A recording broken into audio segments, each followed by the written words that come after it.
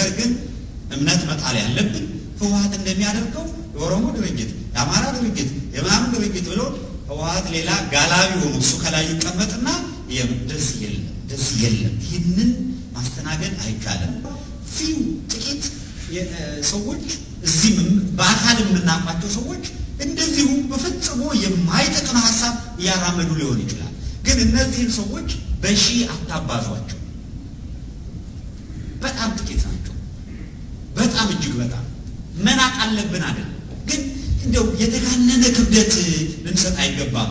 እነዚህን የሚያግዛቸው ተቋም ሬድዋን ሁሴን ኮሚኒኬሽን ጉዳዮች ከሆነበት ጊዜ ጀምሮ ስልጠና እየተሰጠ የሶሻል ሚዲያ ሰራዊት ተብሎ የተገነባ ሰራዊት። አንድ ሰው 10-20 የፌስቡክ አካውንት አለው። ደሞዝ ይከፈለዋል። ሙሉ ሰራተኛ ነው። አንድ ህንፃ ለሶሻል ሚዲያ ሰራዊት ብለው ለቀው እየሰሩ ነው ያሉት። ህወሓት በዚህ ደረጃ ነው እየሰራ ያለው። ልብ አድርጉ።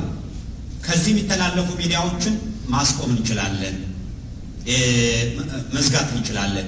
ሶሻል ሚዲያውን ግን ማቆም የሚችሉት ኢንተርኔት በማቋረጥ ሶሻል ሚዲያን ማቆም አገሪቷ ልትወጣው የምትችል አይደለም። ስለዚህ ምን እናድርግ? መጨረሻ ላይ የደረሱበት ድምዳሜ ሶሻል ሚዲያው እምነት እንዳይጣልበት ማድረግ ነው።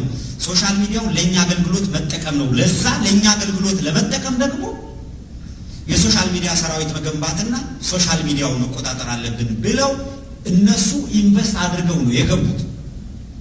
እዚህ ለማመን በሚቸግራችሁ ደረጃ ነው የምነግራችሁ። ወደፊት በተለያየ መልኩ መረጃውን ቀስ እያለ ይፋ ያደረግን እንሄዳለን። እዚህ እስቲ ፔሮል ያላቸው በግልጽ እዛ ውጭ ጉዳይ ላይ ፔሮል ያላቸው እዚህ ይህንን ስራ የሚሰሩ አሉ።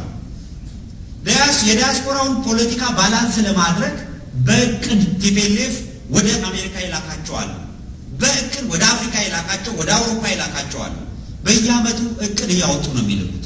የዲያስፖራው ቁጥር እንደዚህ ነው፣ ይሄን ያህል ወደ ውጭ ልካለን።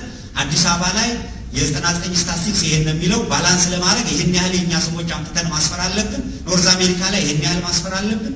ይሄ እነሱ እቅድ ነው የሚሰሩት።